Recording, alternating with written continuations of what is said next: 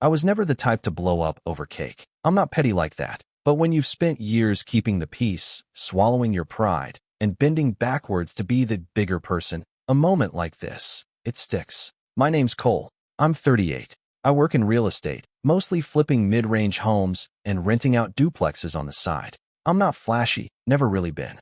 My idea of a good weekend is grilling in the backyard with my son, throwing a football around, maybe catching a game with my neighbor, Rick. Just a regular guy. Nothing special. But that's the thing, right? When you're not loud, people think they can walk all over you. Especially family. My sister, Amber, is 2 years older than me. Growing up, she always had a flair for theatrics. Everything was a crisis or a performance. She wasn't evil, just exhausting. Our parents catered to her meltdowns like they were responding to natural disasters. I remember once, when we were kids, she screamed because I got the blue bowl she liked. She threw her cereal across the room and cried until Mom let her stay home from school. I got grounded. That kind of thing sticks with you, even when you laugh it off later. As adults, we were never close. We drifted, as most siblings do, but not for lack of proximity. We both stayed in town. I built a life here. Got married. Had a son, Max. He's 8 now. Amber had a kid too, Hunter, who's 6 and already acting like a carbon copy of her. Loud. Demanding. The kind of kid who doesn't hear no without a tantrum attached to it. The kind of kid you don't really want around your own kid, but you smile and nod and make the playdates anyway because it's family. Amber's been a single mom since Hunter was born. She's never talked about his dad, and I've never asked. We've never had the kind of relationship where I could dig into her personal life without it turning into a lecture. She always has something to prove. How hard she's working, how no one understands her struggle, how I could never know what it's like. I get it, single parenting is hard. I've offered help, quiet help, grocery cards, covering Hunter's school trip when she forgot, even letting them stay a few weeks in one of my rentals when her AC went out last summer. I don't parade it around. I just help. That's how I was raised. Or maybe it's just how I've decided to be, in spite of how we were raised. Anyway, the birthday. Max had been counting down to his birthday for weeks. We were finally having a proper party again after a couple quiet years. Backyard balloons, some of his school friends, a rented bounce house. Nothing crazy, but enough to make him feel like the center of the universe for a day.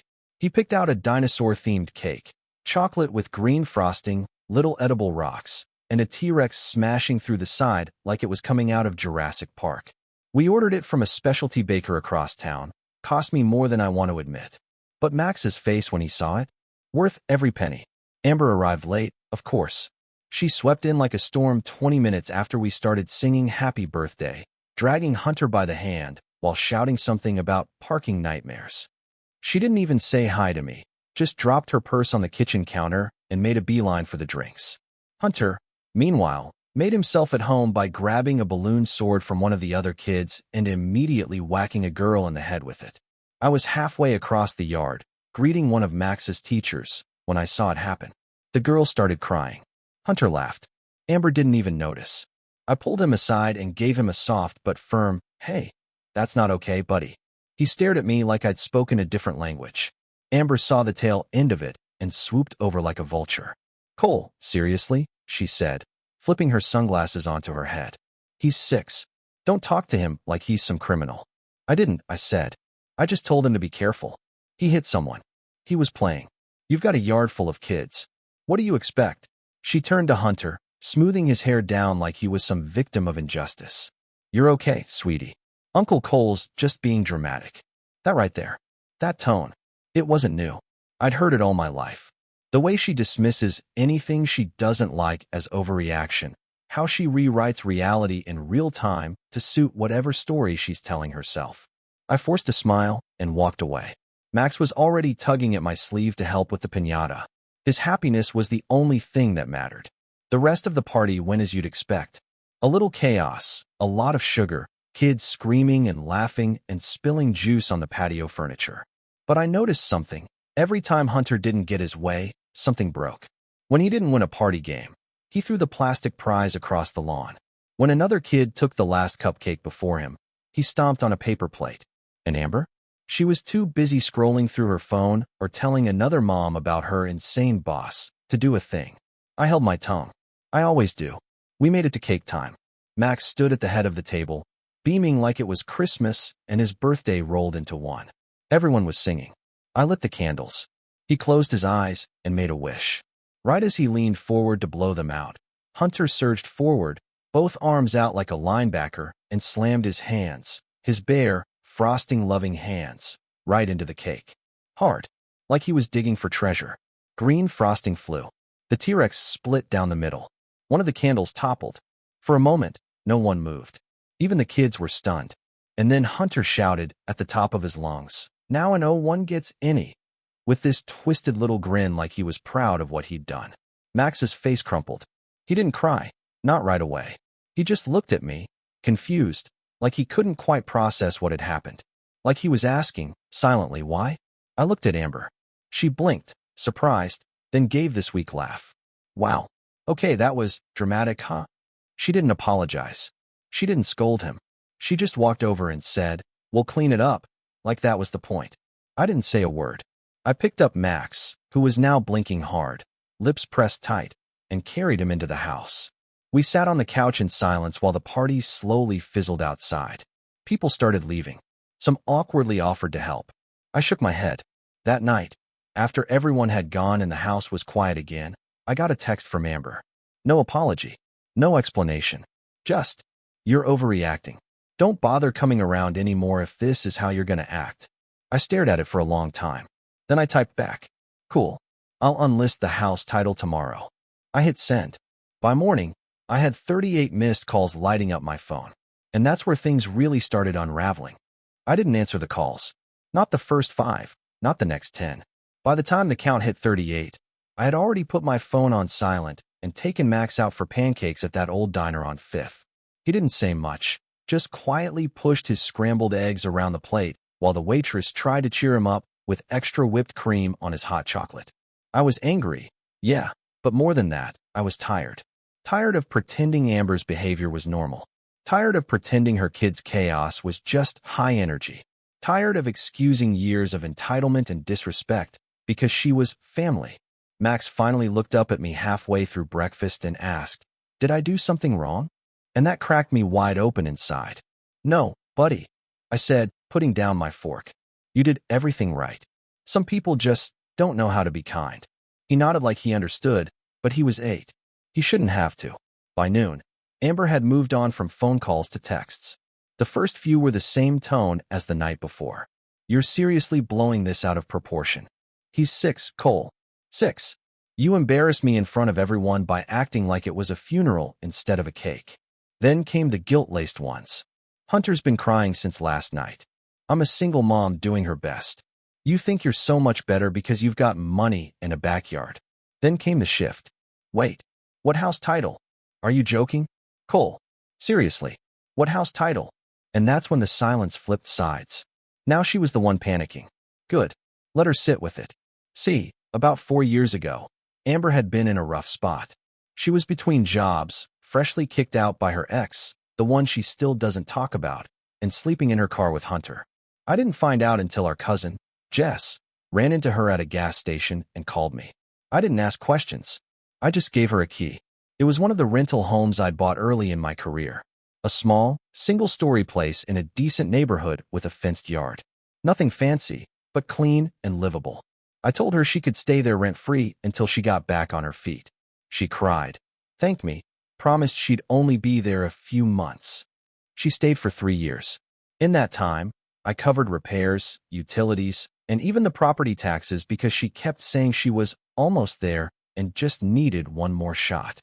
I never pushed. I figured family helps family, even when it hurts a little. But a few months back, I quietly had the title transferred out of my rental LLC and into my personal name, just in case. I hadn't told Amber, but now I was glad I'd made that move. After the birthday fiasco and her message telling me not to come around anymore, I figured, okay, wish granted. By Monday, the calls stopped. But the whispers started. Aunt Mel called to check in, with that syrupy tone that always meant she'd been recruited. She talked in circles about how kids will be kids, and how Amber had a lot on her plate, and how you wouldn't want to tear the family apart over a misunderstanding. It wasn't a misunderstanding, I said. Her kid ruined my son's birthday cake.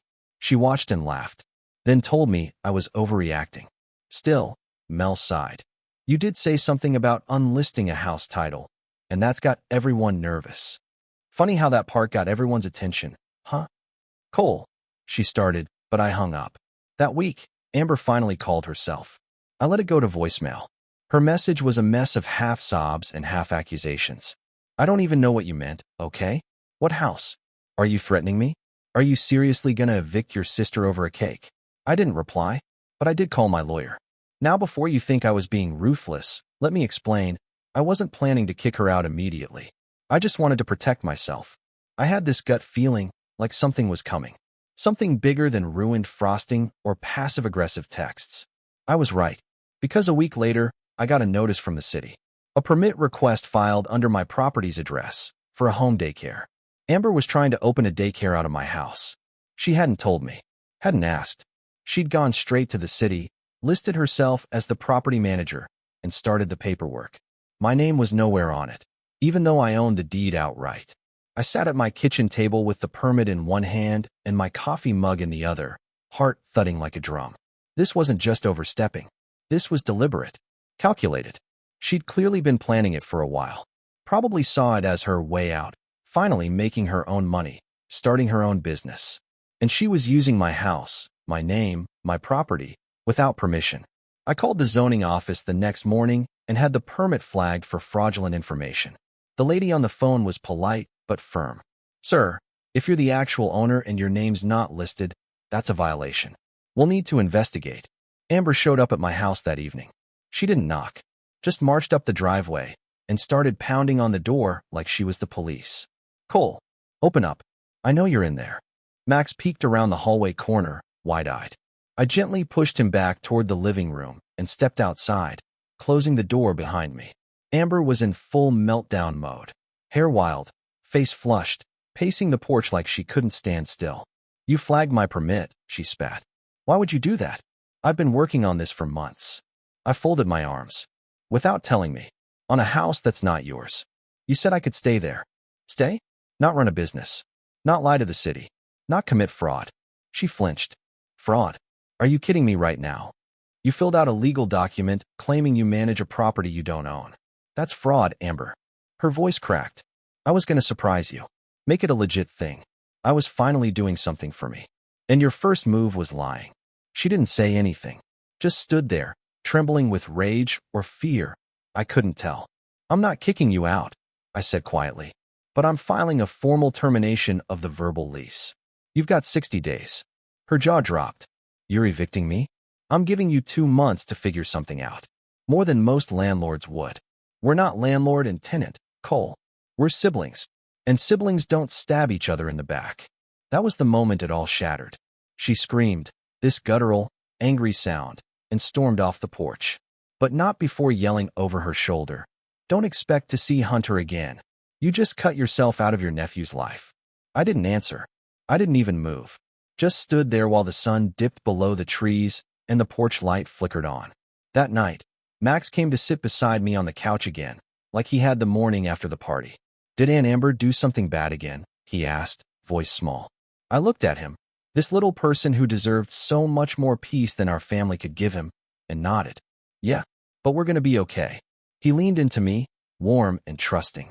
The next day, I started getting calls from my uncle, my cousin, even my mom. People who hadn't reached out in months suddenly wanted to talk. Amber had clearly gone nuclear, telling everyone I was throwing her and Hunter out on the street. The kicker? She posted a Facebook status. When your own brother evicts you for trying to make a better life for your son, I hope karma is real. It got 117 likes. I didn't respond. I didn't post. I didn't even like the comments defending me, because some people did defend me. Apparently not everyone had forgotten how many times I'd helped her. But a line had been crossed now, and whether she realized it or not, Amber had just turned a simmering feud into something else entirely. 2 days later, I opened my mailbox and found something that made my stomach drop. A certified envelope from a lawyer. Inside was a formal letter. Amber was suing me for wrongful eviction, verbal breach of contract, and financial damages due to business interference. And that was the breaking point. I wish I could say I laughed when I opened the envelope. That the whole thing felt so ridiculous I just tossed it on the kitchen counter and went on with my day. But I didn't laugh. I sat at my dining table for a full 20 minutes just staring at it, rereading each line like maybe the words would change the third or fourth time through. Wrongful eviction, breach of contract, emotional distress, business interference, damages totaling $92,000. Amber had actually found a lawyer willing to help her file this mess. I took a breath and turned the page. There was a typed statement attached, probably something her lawyer had helped her write. It painted a very different picture, one where she was a dedicated single mom who had been promised housing indefinitely by her successful brother, who had then cruelly turned on her when she tried to build a home daycare to support her child. She claimed I revoked her housing in retaliation after a minor disagreement at a child's birthday party. She even mentioned emotional trauma and Hunter's fear of abandonment now that they were facing displacement. I ran my hand through my hair, jaw tight. There was no way this would hold up in court. I knew that. But that didn't mean it wouldn't cause damage. Legal fees, time, reputation. Even if it got thrown out, even if the judge rolled his eyes, I'd still have to go through the motions. Hire a lawyer, file a response, miss work, explain to my business partner, Greg, why I was suddenly unavailable for showings and closings. For the first time in a long while, I felt it, that old, familiar weight pressing down. The one that makes you question if doing the right thing is even worth it. I'd spent years helping Amber, not because I wanted something in return, but because I thought that's what family did. And now, she was turning that kindness into a weapon, twisting it into a story where I was the villain. And worst of all, I couldn't even say I was surprised. I didn't tell anyone at first. Not Max, not my mom, not even Rick, my neighbor, who I usually vented to when things got tense. I kept it to myself, stewing in silence. For the next week, I went through the motions. Dropped Max off at school, smiled at clients, took calls, cooked dinner. But there was a hollowness in everything I did, like I was just waiting for the other shoe to drop. And then it did. One evening, I got a call from Greg. I knew from the second he said my name that something was wrong. "Hey man," he said, voice careful. "Listen, I just had the weirdest meeting with a potential buyer for the Jefferson duplex. He brought up your name and asked if you were the guy who evicts single moms for fun." My stomach turned. "You're kidding." "I wish." He said he read about it in some community Facebook group. Something about you shutting down a home daycare and kicking your sister and nephew out onto the street. I closed my eyes. "Amber, that's what I figured. Look, I trust you. But this isn't great PR, especially when we're trying to land families looking to relocate. You might want to get ahead of it." He meant well, but the implication was clear. This could hurt business. The next morning, I woke up to find my name tagged in 3 different neighborhood threads. People arguing in comment sections. Some defending me. Others jumping to Amber's side with opinions based entirely on her version of events. One person posted a picture of my rental house with a caption that read, "This is the house where a mother and child are being forced out." Shameful. And that was when I hit bottom. Not the kind of bottom where you throw things or scream. No, this was the quiet kind. The kind where you sit on your back porch at 7 a.m., coffee gone cold in your hand, wondering if maybe it's your fault. Maybe you should have said something years ago. Set boundaries. Spoken up. Maybe you taught her, in your silence, that she could do whatever she wanted with no consequences. I didn't cry. I didn't scream. But something in me went still, like a wire that had finally snapped from too much tension. That same afternoon, I took a drive out to the hills, just me and the silence. No calls. No messages. I parked at the overlook and just sat there, staring out over the trees and rooftops. It's funny how small everything looks from up high. Like all the drama and noise and pain can't quite reach you from up there. And that's when I made a decision. No more silence. No more keeping the peace at my own expense. No more letting people write my story while I stood in the background. That night, after I got home and put Max to bed, I opened my laptop and started gathering documents. Emails, texts, screenshots, lease forms, tax statements, utility bills. Even that picture I'd taken of the cake, destroyed and smeared with green frosting, with Hunter's little hands still caught in the act. I organized everything into folders, labeled and time-stamped. Then I called my lawyer, a woman named Dana I'd worked with a few times before when buying property. She listened to the situation, let out a long sigh, and said, "Well, Cole, sounds like it's about time we taught someone the difference between generosity and obligation." And just like that, the rebuild began. It wasn't glamorous. It wasn't fast, but it was mine. I countersued, not for damages, just a formal response demanding dismissal and attaching documentation proving ownership, lack of tenancy agreements, and fraudulent use of my address for business purposes.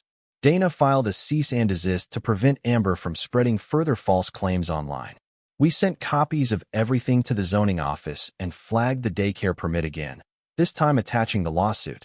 Meanwhile, I made quiet changes in my life. I pulled Max from his regular school carpool and started driving him myself, just in case Amber got any ideas. I called Greg and had a long, honest conversation. He backed me completely and even offered to do a short PR post on our business page about our values-driven real estate practices. We kept it vague, but the subtext was clear to anyone watching, and I started saying no. No to family members who tried to mediate on Amber's behalf. No to friends who said I should just let it go. No to the little voice in my head that kept whispering, "Maybe you are overreacting." Because I wasn't. Not anymore.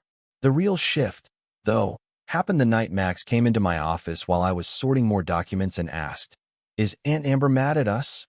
I paused. "Yeah, buddy. She is." He fiddled with the edge of my desk. "Did we do something wrong?" I turned in my chair and looked him straight in the eyes. "No. But sometimes, doing the right thing makes people mad. Especially when they're used to getting their way." He was quiet for a second. Then he said something I'll never forget. "I'm glad you're not letting her be mean anymore." That moment, that one sentence, was the rise. Because that's when I realized I wasn't just standing up for myself. I was showing my son what strength looked like. Not loud, not cruel. Just quiet, firm, and unshakable. In the weeks that followed, things began to shift. The city zoning office officially rejected Amber's permit. Her lawyer dropped her case after Dana submitted our response, clearly realizing it was going nowhere. The Facebook gossip died down.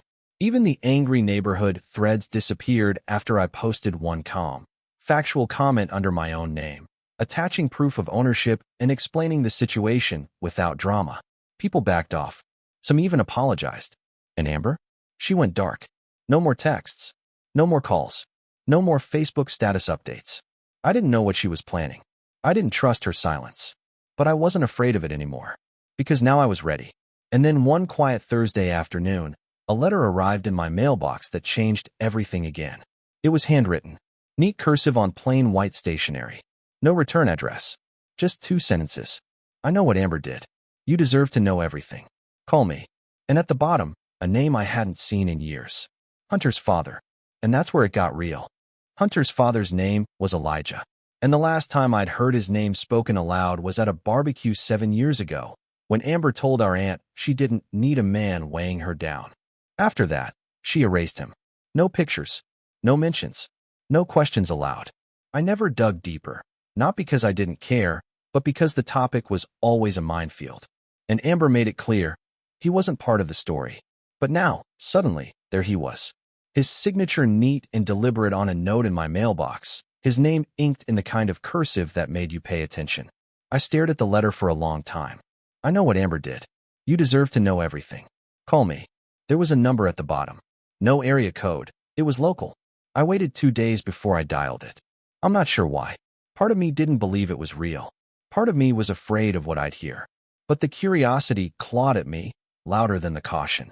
When I finally hit the call button, the voice on the other end answered on the first ring. "Cole." It was him. He didn't even wait for me to say a word. "Thank God," he said, exhaling. "I've been trying to figure out how to reach you without blowing everything up." There was something calm and deliberate about his voice, measured, like a man who'd already rehearsed what he needed to say 1,000 times. I listened for almost 30 minutes without interrupting once. And what he told me shifted everything. He and Amber had never officially broken up. They weren't married, but they'd been living together when Hunter was born. He'd supported them, financially, emotionally, fully. But things changed when Amber's business idea fell apart. Apparently, she'd tried starting a wedding planning service. Invested most of Elijah's savings. Maxed out a joint credit card. Burned through his emergency fund chasing vision boards and influencers while ignoring actual clients. When the business tanked, She blamed him. He found out she'd been lying about expenses, charging personal purchases to the business, and hiding debt. When he confronted her, she kicked him out, told everyone he'd walked out on his son. He tried to fight for custody, but Amber threatened to claim he was abusive. She never filed anything, just scared him enough to back down. Said if he even thought about a court battle, she'd bury him in the court of public opinion. I didn't have a lawyer back then, Elijah said quietly. Didn't have the money to fight her, and I didn't want my son growing up in a war zone. So he walked away, but not completely. He kept tabs, quietly, through a friend of a friend who lived near Amber's old apartment. He saw pictures on social media, heard whispers when Hunter started school. He'd even reached out once through a mutual acquaintance, but Amber shut it down, claimed he was stalking her. I never stopped caring, he said, but I didn't think I had a shot until I saw what she did to you. That cake thing? That's not new. That's learned behavior. And if she's turning her son into her, then maybe it's time I stopped being afraid. We met in person 2 days later. I brought Max to my neighbor's house, and we met at a neutral coffee shop. Elijah looked tired, older than he should have for 37. But there was a steadiness in his eyes that told me he wasn't here to vent. He was here to act. We sat in that booth for 2 hours, going over everything. My lawsuit, Amber's online smear campaign, the permit, the house, the fake lease, her weaponized victim narrative. Then he dropped the real bomb. She's been collecting child support, he said. From a man who doesn't have custody. From me. For a kid I haven't been allowed to see. She files it every year as part of her single mother hardship paperwork. My jaw clenched. How? Through a friend. She's using him as a shell. Pays him to claim he's the custodial parent on paper, then files under his name. It's illegal, but it's buried in paperwork, and no one's questioned it. He didn't have the full paper trail, but he had enough breadcrumbs to start unraveling it. That's when the wheels began to turn. Because for the first time, I wasn't reacting. I wasn't just trying to defend myself from Amber's chaos. I was preparing something careful, something deserved. The setup began that night. Step 1 was documentation. Elijah and I both went to Dana, my lawyer. I laid out the family drama, the lawsuit, the fake daycare permit, the online defamation. He laid out everything he had, financial records, emails, old photos, a timeline of events going back 7 years. Dana listened. She asked questions, took notes. Then she nodded, folded her hands on the desk, and said, "She's built her house out of lies. We're going to knock on the door and see how fast it collapses." Over the next few weeks, we worked in silence.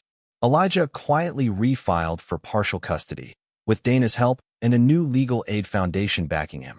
They specialized in cases involving alienated fathers. He didn't aim to take Hunter away, just to get joint rights. Enough to expose the false narrative Amber had built. Meanwhile, Dana and I filed a motion to dismiss Amber's original lawsuit, with evidence of her fraud attached, including a notarized letter from Elijah stating she had no legal right to use the property for business, and confirming she lied to both the city and him. Then we turned to the house. I couldn't just throw her out without notice, but I could tighten the screws. Dana had me file a 60-day vacate notice, now official and documented through the county. No loopholes, no ambiguity. We also filed a complaint with the city zoning board, flagging the daycare permit again, this time with the added information about Amber collecting money from a fabricated business address. That triggered an audit. But the best move? That came from Elijah. He'd kept one bank statement, just one, from back when he and Amber were still together. It showed a large deposit from my account to hers. The original money I transferred when I first offered to help her all those years ago. "I always thought I'd need this one day," he said, sliding it across the table. It was dated, labeled, tagged as a loan to cover relocation and utilities. Not a gift, a loan. And while I'd never enforced it, Dana grinned when she saw it. "We can use this to establish a pattern," she said. "Show the court that your help was conditional, not open-ended. That she accepted support as temporary, not permanent. It undermines her entire wrongful eviction narrative." We were assembling something slow, quiet, devastating. While Amber kept spinning stories online about her cruel brother and her lost dreams, we were setting a stage. And then, the final piece fell into place. Elijah found something in an old shared Google Drive folder, something Amber had forgotten to delete. A scanned image of a daycare flyer she'd designed over a year ago, with my house address printed on the bottom. She'd been planning this since before Hunter ruined Max's cake. Before the permit. Before the lawsuit. It had all been part of the long con. A soft takeover of the house, using family ties to keep me quiet until she could flip the narrative and stake a claim.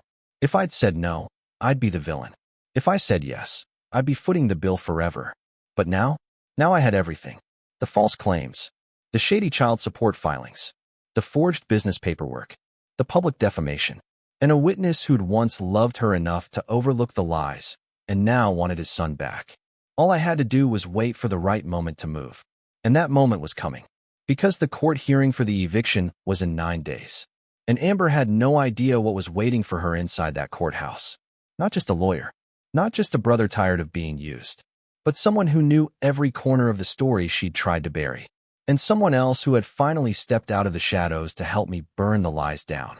The trap was set, and she was walking straight into it. Now I just had to keep my mouth shut until it all unfolded. Courtrooms always smell the same, like old paper, stress, and whatever brand of coffee the clerk microwaved at 7 a.m.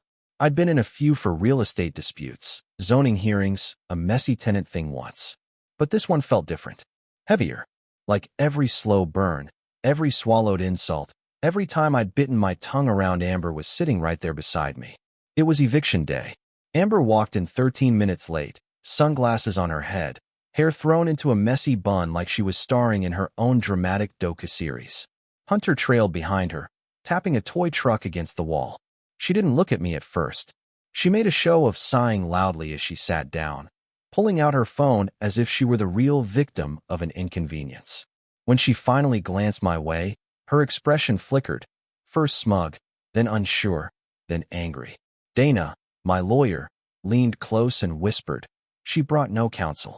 This is going to go very fast." Amber must have thought this was going to be a casual sibling spat the judge would smooth over in the name of family harmony. But she had no idea what was waiting for her. No idea that Elijah, quiet, steady Elijah, was sitting in the back row, hands folded, expression unreadable. When the judge called our case, Amber strutted forward and launched into a speech before anyone asked her a single question. "He's throwing me out," she said dramatically, pointing at me like I'd keyed her car in the courthouse parking lot. After years of me living there. No warning, no reason, just cruelty. And now my son and I are being put on the street because he's embarrassed over some birthday misunderstanding. The judge, a gray-haired man with the patience of a saint, held up a hand. "Ms. Wallace, please wait until you are asked to speak." Amber huffed, crossed her arms, and leaned back in the rickety wooden chair like she'd been gravely wronged. Dana stood and handed the judge our packet. "Your Honor, this is a formal response and countermotion. It includes documented proof of property ownership, proof of a 60-day notice served properly, and evidence regarding fraudulent attempts by Ms. Wallace to claim managerial rights to a property she does not own." The judge skimmed the documents. Notarized, dated, and verified through the county. He tapped the stack. "Ms. Wallace, this contradicts everything you've just said." Amber's jaw dropped open. "He's lying. I lived there for years. That makes it mine by residency." "That is not how property law works," the judge replied. She opened her mouth again, but Dana wasn't done. "And Your Honor," Dana said smoothly, "there is additional context relevant to Ms. Wallace's pattern of false claims." She motioned toward the back row. Elijah stood. Amber went pale. Absolutely ghost white. "Elijah Martin," he said clearly for the record. "Father of Hunter Wallace." The room went still. Even Hunter stopped tapping his truck. "I have submitted my own affidavit," Elijah continued, handing a copy to the clerk, detailing Ms. Wallace's attempts to use shell accounts to misrepresent custody and collect fraudulent child support, as well as copies of messages and documents showing ongoing deception and misuse of financial assistance from Mr. Wallace. Amber's voice cracked. "You don't get to talk. You abandoned." Elijah didn't raise his voice. "No. You pushed me out. You threatened to destroy me if I fought back." He turned to the judge. "I'm currently filing for joint custody.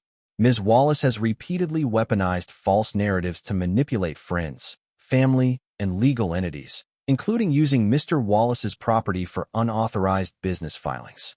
Dana stepped forward again, all of which speaks to her credibility regarding the current eviction case. Amber sputtered, "You can't do this." The judge looked over his glasses at her. Ms. Wallace, do you have any legal documentation proving your claims? Any lease? Any written agreement?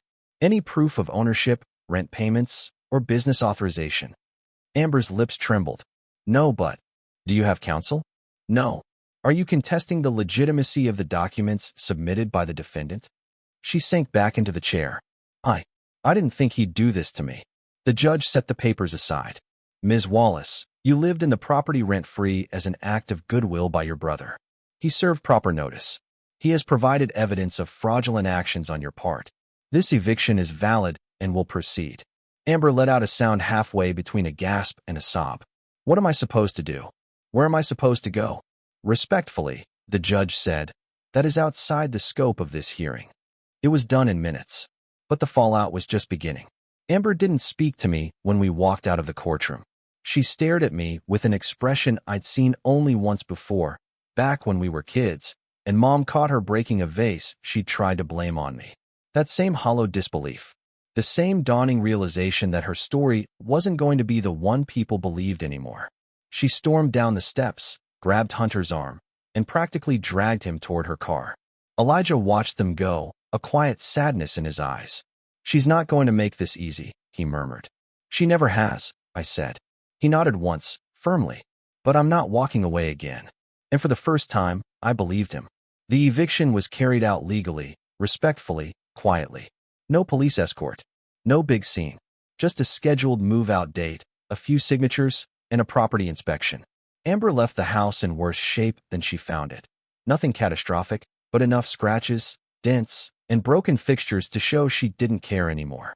She didn't look at me, didn't say a word, just shoved a set of keys into my palm and walked away, head down, shoulders tense, Hunter following silently behind her. A week later, her Facebook account vanished. So did the posts, the smear campaigns, the little jabs. Family members stopped calling, too, some embarrassed, some pretending they had never picked sides. But the biggest shift came from the court's response to Elijah's filings. Turns out, the judge took the fraud allegations seriously. Very seriously. Amber was ordered to provide full financial documentation for the last 5 years. Every child support claim, every bank transfer, every form tied to the friend who'd been posing as the custodial parent. Investigators dug deeper. Within a month, her fake filings unraveled. The daycare permit fraud got flagged to a separate department, triggering yet another review. And when her friend was questioned, he panicked and confessed everything. Amber's house of cards didn't fall. It crumpled all at once. Custody hearings began. Elijah gained supervised visitation almost immediately. When Hunter saw him for the first time in years, he didn't scream or hide or cling to Amber like she'd always claimed. He just stared at Elijah for a long moment, then asked softly, "Do you like dinosaurs?" Elijah cried after that visit. He didn't hide it. And over time, Hunter started warming to him, responding, smiling, asking questions, drawing pictures with 2 houses instead of 1. It wasn't perfect, but it was a beginning. And me? I rebuilt quietly. Business improved once all the drama faded from the neighborhood gossip mill. Greg and I sold 2 properties that spring. Max started soccer. We cleaned the dinosaur frosting stain off the patio table, though a faint green tint still catches the light on sunny days. Sometimes I catch myself looking at it and thinking how everything, really started over a ruined cake. Not because the cake mattered, but because it was the moment I finally saw the truth. Keeping the peace isn't the same as having peace. I stopped choosing silence. I stopped accepting chaos disguised as family. And in doing so, I gave Max a father who actually stood up for himself. And I gave myself something I hadn't had in years. A life without walking on eggshells. The last time I saw Amber was outside the courthouse after another custody hearing. She didn't yell. She didn't accuse. She just looked at me, tired, brittle, cracked in places she never thought she would be. "I hope you're happy," she said quietly. I didn't smile. I didn't gloat. I didn't throw her words back at her. I just said, "I'm finally honest." She blinked, as if she didn't understand the sentence. Then she turned away, and that was it. No fireworks. No dramatic collapse. Just the quiet truth settling where lies used to sit. Months later, when things had calmed and routines had settled, Max asked me something while we were walking to the car after soccer practice. "Dad, Why did Hunter's mom get mad at you? I thought for a moment before answering. Some people get upset when the truth stops working in their favor. He nodded slowly, as if filing that away for some future moment in his life. We got in the car. He buckled his seatbelt. I turned the key, and as we drove home, windows down, warm air blowing in, Max humming some song he'd made up, I felt something settle in me. Not victory, not spite, just peace. Clean, quiet peace. After years of chaos, years of swallowing my words, years of letting someone else write the story, the ending finally belonged to me. And the final line? I didn't lose a sister. I stopped losing myself.